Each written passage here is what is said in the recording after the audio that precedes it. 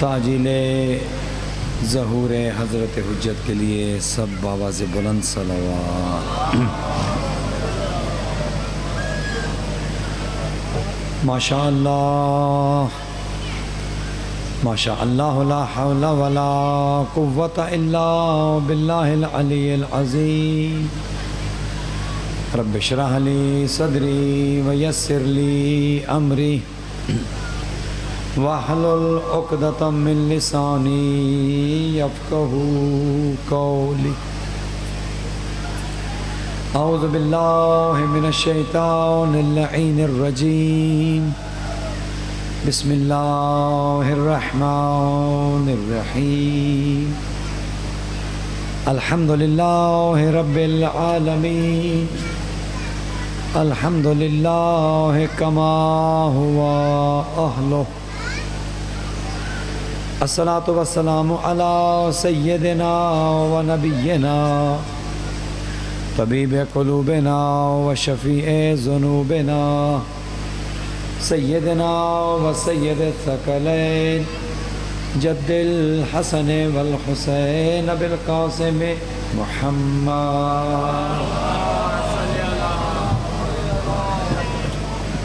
والصلاة والسلام علی اہل بیتہ الطیبین الطاہرین المعصومین الغر المیامین المنتجبین المکرمین الذین اذهب اللہ عنہم الرجس وطہرہم تطہیرا۔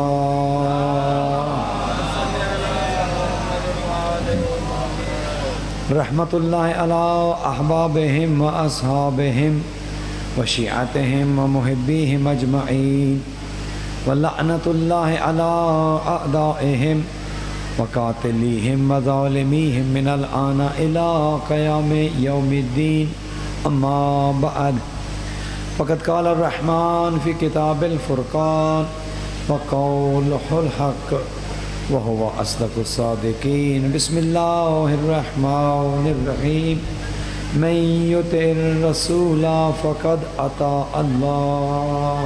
صلوات پڑھیے گا۔ دعا ہے خداوند منان آپ تمام عزاداران سید الشہداء کا اس فرش عزا پرانہ عبادت شمار فرمائے، بانی مجلس بانیان مجلس کی توفیقات کو متعالی فرمائے، نقوی برادران کے والد بزرگوار جناب سید عاشق حسین نقوی کے درجات متعالی فرمائے، نقوی برادران کے مال و رزق میں برکت عطا فرمائے، انہیں دنیا اور آخرت میں کامیاب و کامران فرمائے۔ آپ دور نزدیک سے جو اس مجلس میں شریک ہیں، خداوند متعال آپ سب کی حاجات شرعیہ کو پورا فرمائے، جو بیمار آئے ہیں شفا یاب ہو کر اٹھیں، جو مقروض آئے ہیں قرضوں سے نجات حاصل کر کے جائیں، جو پریشان حال آئے ہیں مالک ان سب کی پریشانیوں کو دور فرمائے۔ ایام عزا جاری و ساری ہیں، دنیا بھر میں مجالس اور جلوس ہائے عزا منعقد ہو رہے ہیں، خداوند متعال تمام عزاداران سید الشہداء کی حفاظت فرمائے۔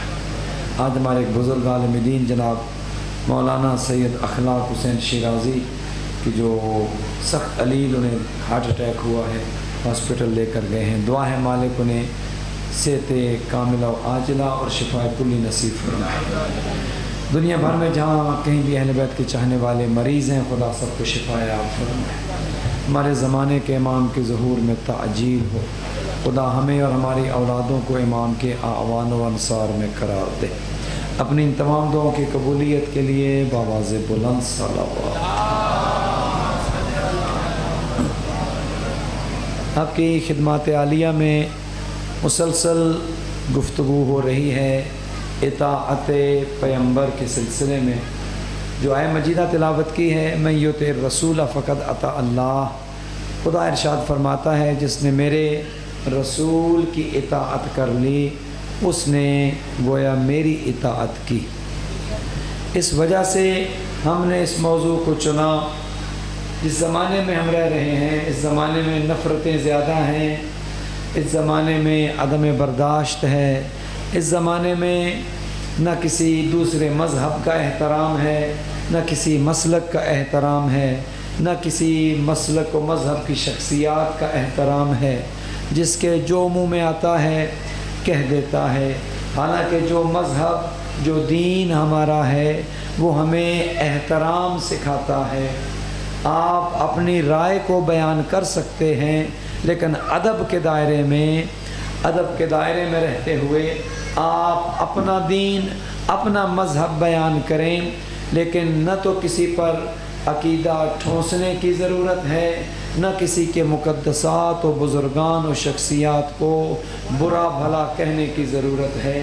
اسلام قطعاً اجازت نہیں دیتا، بلکہ ہمارے مراجع اعظام کا بھی یہ فتویٰ ہے کہ دیگر مذاہب کے بزرگان ان کی شخصیات کو برا بھلا کہنا حرام ہے۔ یہ ایک تہمت بھی ہے ہم پر کہ شیعہ معاذ اللہ اصحاب کو نہیں مانتے یا معاذ اللہ شیعہ بہترامی کرتے ہیں۔ یہ غلط پروپیگنڈا ہے، ایسا نہیں ہے۔ اگر ہم پیغمبر اکرم کی ذات گرامی کو معیار بنا لیں، اہل بیت ہیں وہ بھی اطاعت رسول میں، صحابہ کرام ہیں وہ بھی اطاعت رسول میں، مرکز ہے رسول اللہ کی شخصیت، حضور نے جو دیا اگر وہ لے لیا جائے، حضور نے جس سے روکا اگر اس سے انسان رک جائے، پھر نہ لڑائی ہے نہ جھگڑے، نہ فتنہ ہے نہ فساد، نہ ناراضگیاں ہیں نہ دوریاں۔ تو اس وجہ سے اس موضوع پر مسلسل گفتگو ہو رہی ہے، اور ہم تاریخ کے آئینے میں یہ سمجھنے کی کوشش کر رہے ہیں کہ وہ اللہ جو یہ چاہتا ہے میرے حبیب کے مطیع ہو جاؤ، میرے حبیب کی اطاعت کرو۔ ایک اور مقام پر ارشاد فرماتا ہے قل ان کنتم تحبون اللہ فاتبعونی یحببکم اللہ، اے میرے حبیب ان سے کہہ دو اگر تم اللہ سے محبت کا دعویٰ کرتے ہو، اے حبیب ان سے یہ کہو کہ میری اطاعت کرو۔ دعویٰ یہ ہے تمہارا کہ تم اللہ سے محبت کرتے ہو، اے حبیب ان سے یہ کہو کہ اگر اللہ سے محبت کا دعویٰ کرتے ہو کرو کیا؟ فاتبعونی، میری اتباع کرو۔ نتیجہ کیا نکلے گا؟ یحببکم اللہ، اللہ تم سے خود محبت کرے گا۔ کتنی بات آسان ہو گئی کہ اگر اطاعت پیغمبر میں ہم آ جائیں اور ہم آقا کریم کی اطاعت کرنا شروع کر دیں، ہم شمع رسالت کے پروانے بن جائیں، تو اللہ بھی ہم سے محبت کرے گا، رسول اللہ بھی ہم سے خوش ہو جائیں گے، اور یہ نفرتیں بھی مٹ جائیں گی، یہ شیعہ سنی کے درمیان جو خلیج ہے یہ بھی ختم ہو جائے گی۔ تو نتیجہ یہ ہے کہ پیغمبر اکرم کی ذات بابرکت معیار ہے۔ حضور کو جب معیار بنا لیا جائے، آقا کریم نے جو دیا، جو فرمایا، اس پر اگر انسان عمل کرنا شروع کر دے، بلکہ صحابہ کرام نے بھی جو پیغمبر اکرم کا احترام کیا اور اہل بیت علیہم الصلاۃ والسلام کا احترام کیا، وہ بھی تاریخ کے صفحات میں موجود ہے۔ آقا کریم زندگی میں یہ فرما کر گئے اہل بیت کے بارے میں کہ انہم منی وانا منہم، یہ مجھ سے ہیں میں ان سے ہوں۔ ایک صلوات پڑھیے گا محمد و آل محمد۔ بارے دیگر بلند تر درود بھیجیے گا۔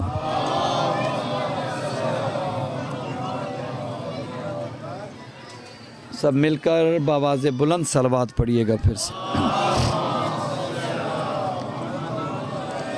نعرہ تکبیر، بآواز بلند اللہ کا نام بآواز بلند لیا کریں۔ نعرہ تکبیر، نعرہ رسالت، نعرہ رسالت، نعرہ حیدری، حسینیت، یزیدیت، محمد و آل محمد پر صلوات۔ تو جب ہماری گفتگو یہاں پر پہنچی تو ہم اس نتیجے پر پہنچے کہ پیغمبر کی اطاعت کا تقاضا یہ ہے کہ آقا جو دے وہ لے لیں. خود قرآن کہتا ہے وما اتاکم الرسول فخذوہ، میرا حبیب جو تمہیں دے دے وہ لے لو، اور جس جس سے تمہیں روکے اس سے رک جاؤ. اب اس میں نہ تو ہماری مرضی ہے، نہ ہماری خواہش ہے، نہ ہمارا عمل دخل ہے.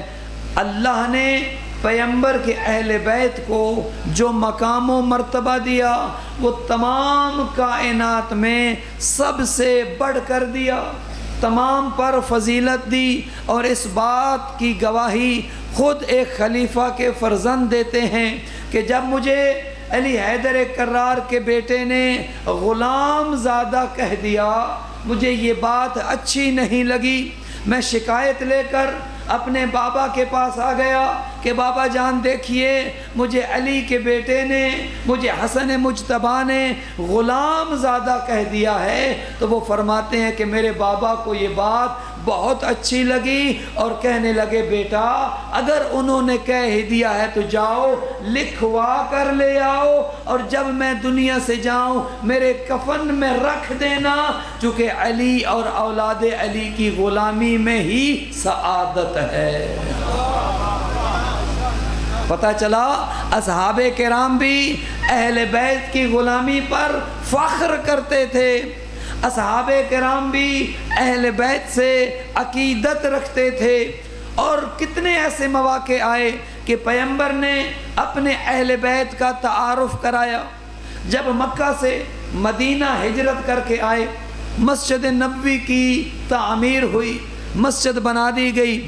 اب جو چیدہ اصحاب تھے انہوں نے مسجد کے ارد گرد اپنے اپنے گھر بنائے اور اپنے گھروں کے دروازے مسجد میں رکھے تاکہ آنے جانے میں ذرا سہولت رہے. مسجد کے ارد گرد صحابہ کرام نے گھر بنا کر دروازے کھول دیے. کچھ عرصہ تو وہ دروازے کھلے رہے. پھر حضرت جبرائیل آ گئے، اے میرا حبیب ان تمام اصحاب سے کہو اب تک تو تم آتے رہے، تمہارے دروازے کھلے رہے، لیکن اب سارے کے سارے دروازے بند ہو جانے چاہیے. اے حبیب سارے دروازے جو مسجد میں کھلتے ہیں بند کروا دو الا باب علی، ایک علی کا دروازہ کھلا رہنے دو. حکم کس کا تھا؟ خدا کا.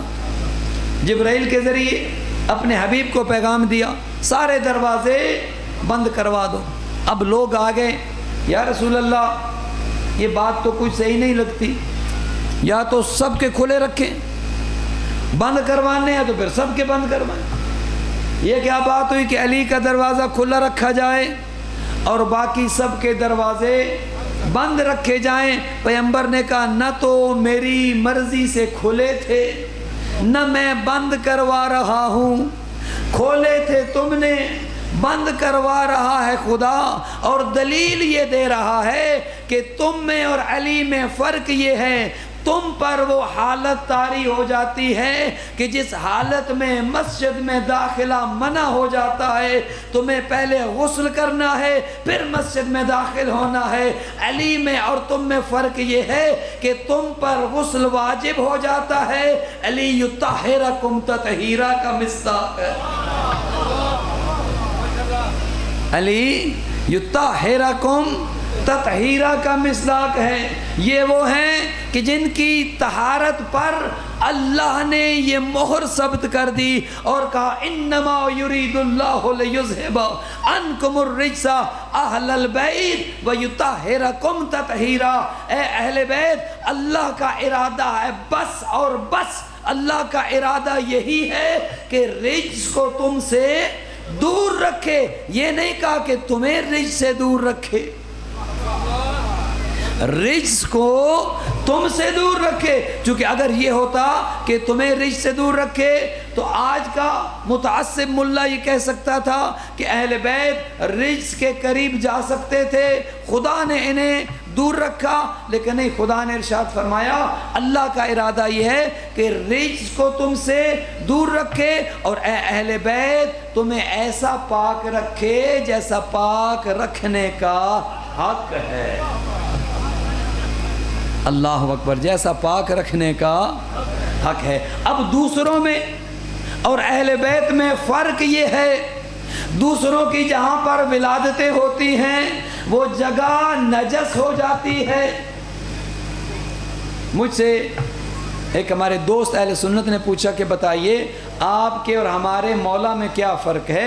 میں نے کہا فرق تو بہت سارے ہیں، ایک بڑا سا فرق سن لیں، جہاں آپ کے مولا پیدا ہوں وہاں بندگی حرام ہو جاتی ہے، جہاں میرا مولا پیدا ہو وہاں عبادت واجب ہو جاتی ہے۔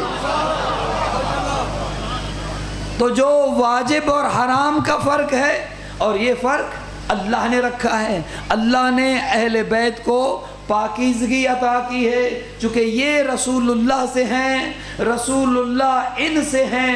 اسی لیے علی حیدر کرار کے بارے میں ارشاد فرمایا تھا کہ علی مجھ سے ہے اور میں علی سے ہوں، یا علی آپ وہ سنتے ہیں جو میں سنتا ہوں، یا علی آپ وہ دیکھتے ہیں جو میں دیکھتا ہوں۔ جبرائیل امین جب بھی آئے وحی لے کر مولا علی مسجد میں موجود ہوتے تھے۔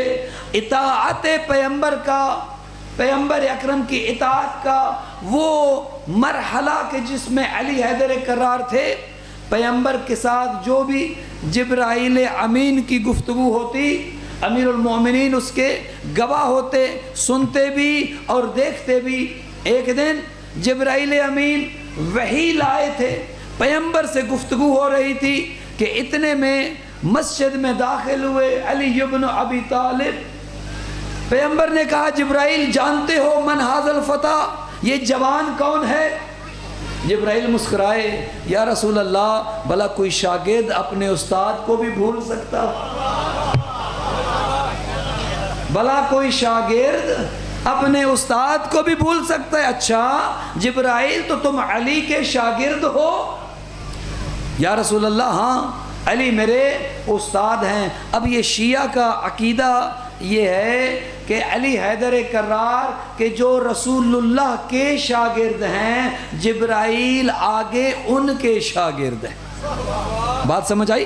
علی کہ جو رسول اللہ کے شاگرد ہیں، رسول اللہ کی شاگردی پر فخر کرتے ہیں، ناز کرتے ہیں، جبرائیل آگے ان کے شاگرد ہیں۔ اب اگر کوئی یہ کہے کہ جبرائیل امین نے رحمت للعالمین کو کہا کہ پڑھیے، جبرائیل پڑھانے والے تھے، رسول اللہ پڑھنے والے تھے، اب بتائیے یہ بات ہم کیسے قبول کریں؟ توجہ کر رہے ہیں؟ وہ جبرائیل جو علی کے شاگرد ہیں اور رسول اللہ علی کے استاد ہیں، تو جبرائیل کے جو دوسری گویا نسل میں جا کر 2-3 درجوں میں جا کر پیغمبر کے شاگرد بنتے ہیں، علی کے براہ راست شاگرد ہیں، وہ جبرائیل رسول اللہ کو کیسے پڑھا سکتے ہیں؟ نہیں، یہ بات درست نہیں۔ جبرائیل جانتے ہو کہ یا رسول اللہ کیسے ہو سکتا ہے کہ شاگرد اپنے استاد کو نہ پہچانے؟ اچھا جبرائیل تو تم نے علی سے کیا سیکھا؟ علی نے تمہیں کیا پڑھایا؟ علی تمہارے کیسے استاد ہوئے؟ کہا یا رسول اللہ جب اللہ نے مجھے خلق کیا تو مجھ پر ایک سوال کیا۔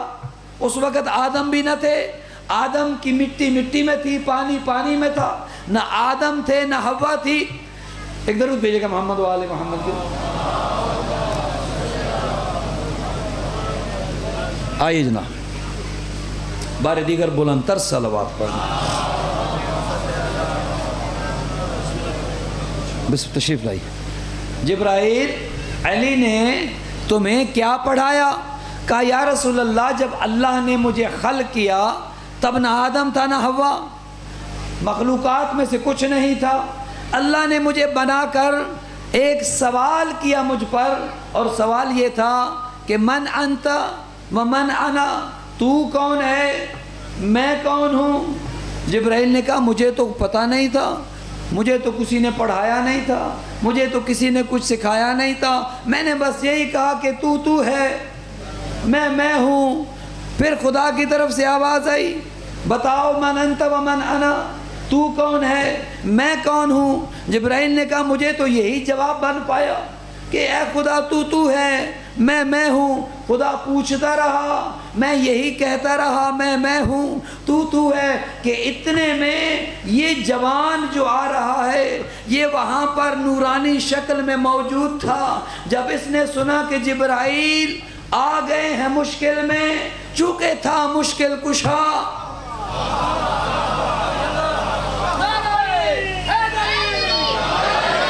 علی فقط انسانوں کے مشکل کشا نہیں ہیں، علی جنوں کے بھی مشکل کشا ہیں، فرشتوں کے بھی مشکل کشا ہیں۔ جبرائیل نے کہا اے رسول اللہ، جب خدا نے مجھ سے پوچھا کہ بتا تو کون، بتا میں کون، مجھے تو پتہ نہیں تھا کہ جواب کیا دوں، میں بار بار یہ کہتا رہا تو ہے، میں ہوں۔ تب اس جوان نے مجھے کہا جبرائیل، علی تیری مشکل کو آسان کرتا ہے، قیامت تک کے لیے تو اگر یہ کہتا رہے گا کہ تو ہے میں ہوں، تیرا جواب درست تسلیم نہیں کیا جائے گا۔ یہ کہ انت رب جلیل و انا عبد ذلیل، میں تیرا بندہ ذلیل ہوں، تو میرا رب جلیل ہے۔ کہا یا رسول اللہ، جب علی کا سکھایا ہوا جواب میں نے اللہ کے سوال کے جواب میں عرض کیا تو خدا نے میرا جواب قبول کر لیا۔ تو وہ علی کہ جو ملائکہ کو پڑھانے والے ہوں، جو ملائکہ کو سکھانے والے ہوں، کیوں؟ چونکہ پیغمبر خود ارشاد فرما چکے تھے کہ انا و علی من نور واحد، علی اور میں ایک ہی نور سے ہیں۔ اب یہ تو ہو نہیں سکتا کہ ایک نور کا حصہ اللہ اسے علم دے اور نور کا دوسرا حصہ اللہ اسے علم نہ دے۔ جو اللہ نے رسالت کے لیے علم رکھا، اللہ نے وہی علم امامت کے لیے رکھا۔ یہی تو وجہ تھی کہ علی حیدر کرار نے کبھی بھی کسی سوال کا جواب دیتے ہوئے نہ سوچا، نہ وقت مانگا، نہ یہ کہا کہ کل بتاؤں گا، نہ یہ کہا کہ سوچ کر بتاؤں گا۔ اس کی وجہ یہ تھی کہ وہ علم کہ جو اللہ نے علی کو دیا تھا پیغمبر کے ذریعے، علی خود یہ فرماتے نظر آتے تھے، زکانی رسول اللہ زکن زکا، مجھے اللہ کے رسول نے علم ایسے دیا ہے جیسے پرندہ اپنے بچے کو دانہ بھراتا۔ پرندہ جب اپنے بچے کو دانہ بھراتا ہے تو آپ نے یقیناً دیکھا ہوگا وہ جو چونچ میں لے کر آتا ہے منو عن وہ دے دیتا ہے، اس میں ذرہ برابر بھی بخل نہیں کرتا۔ علی چونکہ اطاعت کی اس منزل پر تھے، علی کو جو کچھ ملا وہ میرٹ پر ملا۔ یہ بات ذرا غور سے سنیے گا، علی کو جو کچھ ملا، علی کو امامت ملی، علی کو ولایت ملی، علی کو پیغمبر کی دامادی ملی، علی کو شجاعت کا تمغہ ملا، علی کو حیدر نام ملا، علی کو کعبے میں ولادت ملی، علی کو جو کچھ ملا یہ پیغمبر کی رشتہ داری کی وجہ سے نہیں ملا۔ اگر رشتہ داری معیار ہوتی تو پیغمبر کے اور بھی رشتہ دار تھے، کچھ تھے کچھ بن گئے۔ اگر رشتہ داری معیار ہوتا تو اوروں کو بھی کچھ نہ کچھ تو ملتا، پیغمبر کچھ نہ کچھ تو دے دیتے، چلیں یہ بھی قریبی ہیں، یہ بھی میرے عزیز ہیں، ان کا مجھ پر احسان ہے، باقیوں کو کچھ نہ دینا اور علی کو سب کچھ دینا اس بات کی دلیل ہے کہ علی کو جو کچھ ملا وہ دینے والا اللہ تھا۔ پیغمبر نے رشتہ داری کی بنیاد پر علی کو کچھ نہیں دیا۔ اگر غدیر میں ولایت علی کا اعلان کیا تو پیغمبر تو فقط کرنے والے تھے، کروانے والا اللہ تھا۔ اور کروایا بھی کیسے؟ کہا کہ حبیب اگر آج یہ نہیں کرو گے تو تم نے 23 سالہ کوئی کام نہیں کیا رسالت کا۔ تو علی کی ولایت ہو، علی کی امامت ہو، علی کا پیغمبر اکرم کے گھر رشتہ ہونا ہو، علی کے جو بھی فضائل و کمالات علی کو ملے ہیں یہ میرٹ کی بنیاد پر، اور کوئی اس مقام پر نہیں تھا۔ اور کوئی اس فضیلت میں آ نہیں سکتا تھا، اور نہ تو شجاعت کے اس مقام پر تھا، نہ کوئی علم کے اس مقام پر تھا۔ کون تھا بلا جو یہ کہتا نظر آئے لو سنیت لی الوسادہ لحکمت بین اہل التوریت بتوراتہم وبین اہل انجیل بانجیلہم وبین اہل زبور بزبورہم وبین اہل القرآن بقرآنہم۔ اگر علی حیدر کرار کے لیے، اگر ابو طالب کے بیٹے کے لیے مسند علم بچھا دی جائے اور علی فیصلے کرنے کے لیے بیٹھ جائے، تورات والے آئیں گے انہیں ان کی کتاب سے بتائے گا۔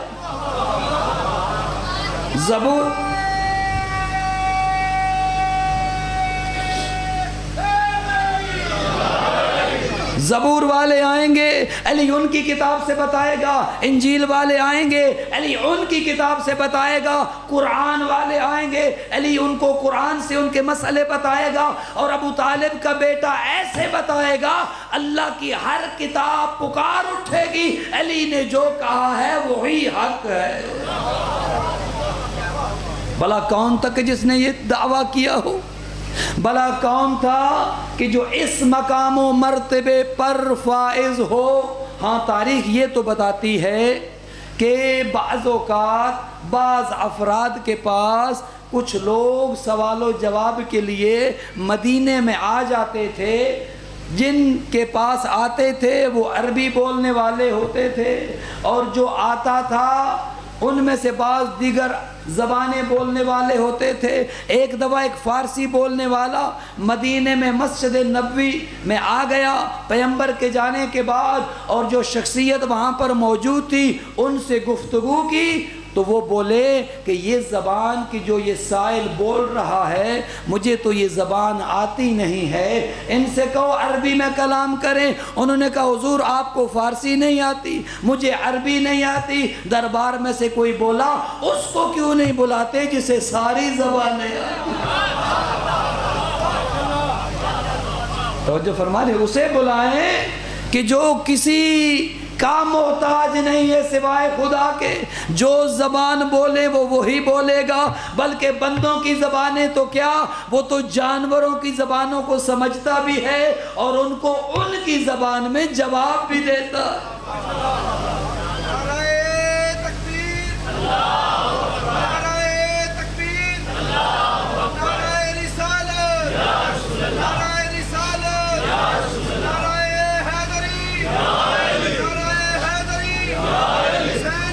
زندہ باد، زندہ باد، سلامت رہے، مردہ باد، مردہ باد۔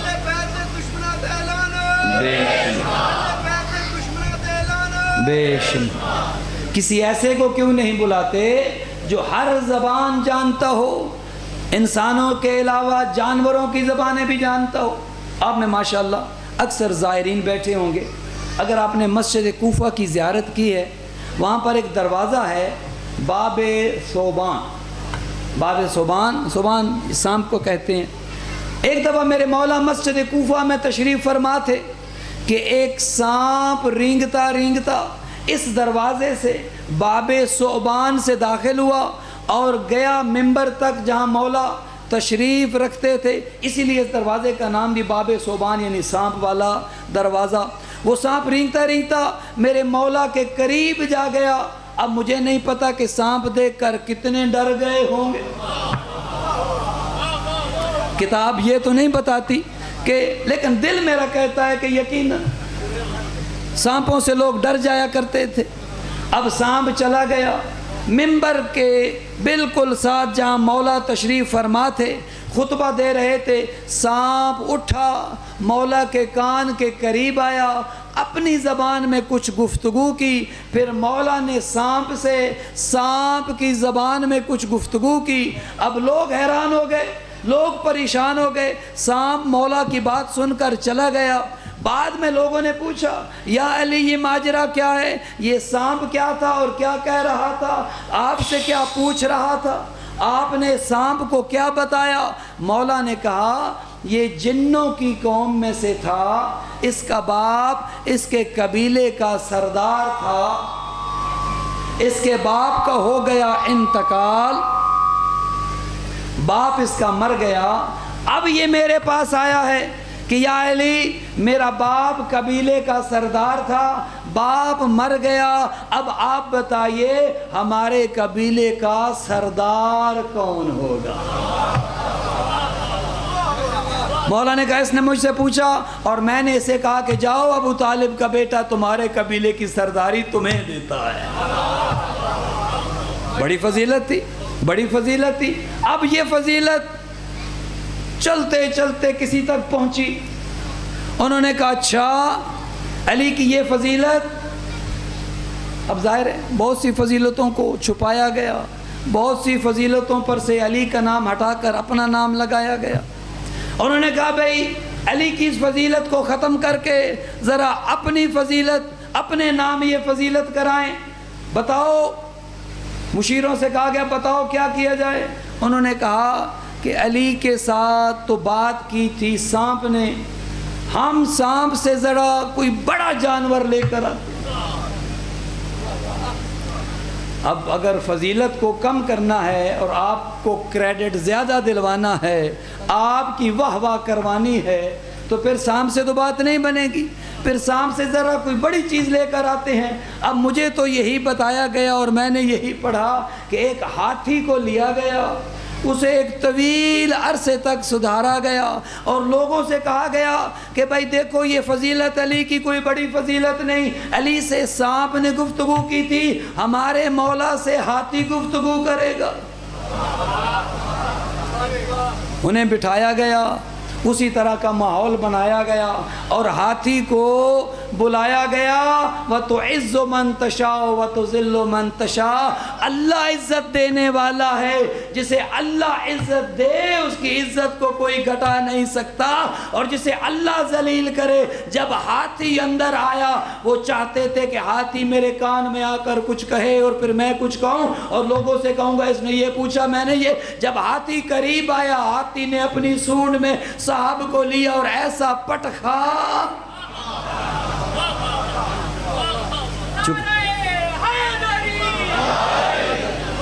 چونکہ عزت وہ ہے، فضیلت وہ ہے جو اللہ دے، فضیلتیں خریدی نہیں جا سکتی، عزت دینے والا اللہ ہے جسے اللہ عزت دے۔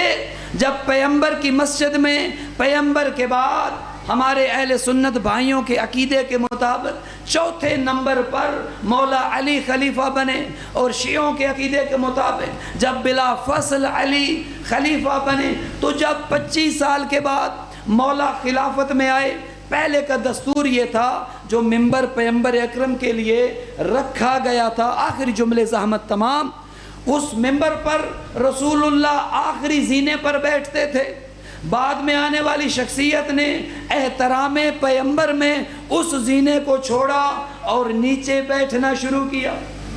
جو ان کے بعد آئے انہوں نے کہا بھائی اب چونکہ ایک رسم پڑ گئی ہے، رسول وہاں بیٹھتے تھے وہاں کوئی نہیں بیٹھے گا، بعد میں آنے والی شخصیت یہاں بیٹھتی تھی یہاں بھی کوئی نہیں بیٹھے گا، انہوں نے نچلے زینے کو اپنے لیے منتخب کیا۔ جو تیسرے نمبر پر شخصیت آئی انہوں نے کہا پہلے دو نے یہ کیا، لہٰذا اب میں سب سے آخری زینے پر بیٹھوں گا، چونکہ رسم یہ پڑ گئی ہے۔ اب 25 سال کے بعد جب آپ کے اور میرے مولا ظاہری خلافت میں آئے، مسجد بھری ہوئی تھی، اب لوگ حیران تھے کہ علی نے بیٹھنا ہے منبر پر اور منبر پر زینہ بچا کوئی نہیں۔ زینے جو تھے رسول وہاں بیٹھتے تھے، بعد میں آنے والی شخصیت ایک قدم نیچے، ان کے بعد والی ایک قدم اور نیچے، ان کے بعد والی ایک، اب زینہ تو بچا کوئی نہیں، یا تو علی زمین پر بیٹھیں گے، اور اگر زمین پر بیٹھیں گے تو علی کی فضیلت معاذ اللہ لوگ سمجھتے تھے کم ہو جائے گی۔ اب تاریخ یہ کہتی ہے کہ اطاعت رسول میں وہ علی کہ جنہوں نے اپنی زندگی کا اوڑھنا بچھونا اطاعت رسول کو بنا رکھا تھا، جب مسجد میں داخل ہوئے لوگ حیران تھے، دیکھتے ہیں علی کہاں بیٹھتے ہیں، اس منبر پر بیٹھنے کی تو اب کوئی جگہ بچی نہیں، چونکہ ہر ایک نے ایک ایک زینہ چھوڑا، اب یا تو علی زمین پر بیٹھے۔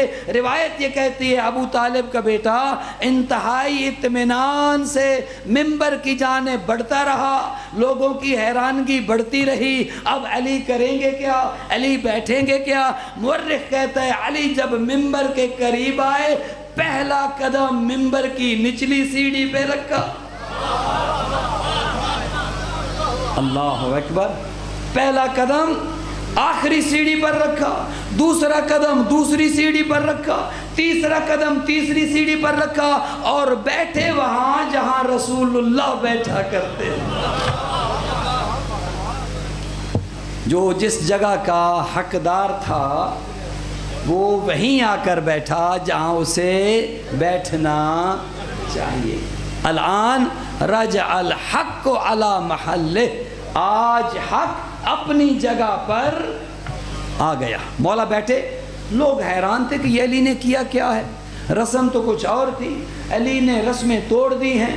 علی نے کسی ایک زینے کا احترام نہ کرتے ہوئے وہاں جا کر بیٹھے کہ جہاں پر رسول اللہ بیٹھتے تھے. اب مولا کو کون بتائے کہ لوگوں کے ذہنوں میں کتنے سوال ہیں. وہ مولا کے جو سوال کرنے والے کو یہ کہتے تھے کہ تیرے سوال کا جواب بتاؤں یا تجھے سوال بھی بتاؤں جو تو پوچھنا چاہتا ہے. مولا کو کون بتائے کہ یہ کیا پوچھنا چاہتے ہیں. مولا نے کہا میں سمجھ گیا. اسی بات پر حیران ہونا کہ میں نے ان تمام زینوں پر قدم رکھے اور بیٹھا وہاں ہوں جہاں رسول اللہ بیٹھتے تھے. ارے یہ تو لکڑی کا ممبر ہے. میں علی وہ ہوں کہ جس کے قدم مہر رسالت پہ آ چکے. تم تو یہ لکڑی کے ممبر کی بات کرتے ہو کہ علی نے قدم رکھ دیے. علی کے قدم مہر رسالت پر آ چکے ہیں. چونکہ مہر رسالت بھی قرآن اور علی بھی. اب علی کا مقابلہ کون کرے، کیسے کرے؟ قرآن کا مقابلہ قرآن ہی کر سکتا ہے. اہل بیت میں اور اصحاب میں فرق یہ ہے، بہت احترام ہے پیغمبر کے ساتھ اٹھنے بیٹھنے والوں کا، بہت احترام ہے. لیکن فرق یہ ہے اہل بیت میں اور اصحاب میں، اصحاب قرآن کی آیات کے منتظر ہوتے تھے. آیت اترے پتہ چلے نماز کیسے پڑھیں، آیت اترے پتہ چلے روزہ کیسے رکھیں، آیت اترے پتہ چلے زکوٰۃ کتنی دینی ہے. لیکن اہل بیت کے ہاں ایسا نہیں تھا. اصحاب آیات کے منتظر ہوتے تھے، آیت اترے تو عمل کریں، اور آیات اہل بیت کی منتظر ہوتی تھی یہ عمل کریں تو ہم اترے. اصحاب کے ہاں آیت پہلے ہے عمل بعد میں ہے، اہل بیت کے ہاں عمل پہلے ہے آیت بعد میں ہے. آیت انتظار میں ہوتی تھی، یہ انگوٹھی زکوٰۃ میں پہلے دیں تو ہم اتریں، یہ بستر پیغمبر پر پہلے سوئیں تو ہم اتریں، یہ روٹیاں سائل کو پہلے دیں تو ہم اتریں. یہ مقام ہے اہل بیت کا. اب کوئی اہل بیت کے مقابلے پر آئے نہیں. اصحاب اہل بیت کی غلامی پر فخر محسوس کرتے ہیں، اور الحمدللہ شیعہ ہو یا سنی وہ بھی اطاعت پیغمبر میں رہتے ہوئے پیغمبر کی زندگی سے یہی درس لیتے ہیں کہ جو مقام بعد از پیغمبر اہل بیت کا ہے وہ کسی اور کا. ہر ایک کا اپنا اپنا مقام ہے، ہر ایک کا اپنا اپنا سٹیٹس ہے، ہر ایک کی اپنی اپنی محنت ہے، ہر ایک کی اپنی اپنی قربانی ہے. جو قربانی اہل بیت نے دی وہ کوئی نبی بھی نہیں دے سکا. اصحاب تو دور کی بات ہے، جو قربانی اہل بیت نے دی اللہ کی رضا کے لیے، اللہ کی خوشنودی کے لیے، وہ قربانی نبی بھی نہیں دے سکے. تو کیسے مقابلہ کریں، کیسے ہم کہیں کہ کون کس کے برابر ہے؟ نہیں، اہل بیت کی محنت زیادہ، اہل بیت کی قربانی زیادہ. اہل بیت نے جو کیا اللہ کی رضا کے لیے، یقین کریں بڑے سے بڑا صابر بھی ہوتا اس کا کلیجہ پھٹ جاتا. یہ حقیقت ہے. کربلا کی ماؤں نے کتنا خوبصورت نو ہے وہ کربلا کی ماؤں کا. کربلا کی ماؤں کا آپ کردار دیکھیں، کیا جذبہ ہے. ہمارے گھروں میں بھی خواتین ہیں، ہم بھی دیکھتے ہیں ایک ماں کا بچے کے ساتھ کتنا پیار ہوتا ہے. ماں اپنی جان پر کھیل جاتی ہے لیکن اپنے بچے کا بال بھی بیکا نہیں ہونے دیتی. وہ کیسی مائیں تھیں جنہوں نے اپنے بچے آقا پر قربان کر دی. وہ کیسی مائیں تھیں، ان کا کیسا جذبہ تھا، جنہوں نے اپنے بچوں کو کہا جاؤ اپنے ماموں پر قربان ہو جاؤ. کتنا بڑا جگر ہوگا ان کا. اور پھر یہ وصیت کر رہی ہیں بیٹو دیکھو علی حیدر کرار کے نواسے ہو، جعفر طیار کے پوتے ہو، جب جنگ کرنا تو ایسے جنگ کرنا لوگوں کو علی کی جنگ یاد آئے. کیسی ماں تھی؟ بیٹا جب جنگ کرتے کرتے فرات پر پہنچو خبردار پانی نہ پینا. ذرا ڈھونڈ کر لائیے ایسی مائیں، ذرا دکھائیے تو صحیح. میرے بچوں اگر فرات پر قبضہ کر لو، پانی تک پہنچ جاؤ، پانی نہ پینا. کیوں؟ تمہارے ماموں کے بچے پیاسے ہیں، علی اصغر پیاسا ہے، سکینہ پیاسی ہے. عزاداروں بچے گئے، 2-4 جملے سن لیجئے. بچے گئے اور خوب داد شجاعت دی اور بہت قریب تھے کہ عمر سعد کے خیمے تک پہنچتے اور اسے فنار کرتے، لیکن ظالموں نے بچوں پر حملہ کر دیا. ادھر بچے زین سے گرے، ادھر ایک سلام کیا، السلام علیکم یا اماں، مامو جان ہمارا سلام قبول کر لو. میرا پیاسا امام میدان میں آئے، بچوں کے جنازوں کو اٹھایا، خیمے میں لے کر گئے. اب دستور یہ تھا جو شہید جاتا اس کی ماں آتی اس شہید پر بیان کرتی، اس شہید کی بہن آتی بیان کرتی. لیکن جب آن محمد کے لاشیں میرا امام خیمے میں لے کر گیا، سب بیبیاں دیکھ کر حیران ہو گئی. ان بچوں کی ماں بچوں پر آ کر رو نہیں رہی، بچوں پر آ کر گریہ نہیں کر رہی، ماتم نہیں کر رہی. جب پوچھا گیا تو کہتی ہے میں نے تو حسین پر صدقہ وار دیا، میں نے تو حسین پر قربان کر دیے ہیں. اب تاریخ یہی کہتی ہے کہ کربلا میں روز عاشور بچوں پر گریہ نہیں کیا. 11 محرم کو جب کربلا سے بیویوں کو میدان سے گزارا گیا، ہر بیوی اپنے اپنے شہید کے لاشے پر گئی. جو جس کی بہن تھی، جو جس کی بیوی تھی، جو جس کی ماں تھی، اپنے اپنے شہید کے لاشے پر گئی. لیکن یہ بیوی اون محمد کی ماں اون محمد کے لاشوں پر نہیں گئی، اس لاشے پر آئی ہے جس کو دیکھنے کی عاشق تھی. بندے ہاتھوں سے حسین کے لاشے سے پتھروں کو ہٹایا اور رو کر کہتی ہے انت الحسین، کیا تو ہی میرا بھائی حسین؟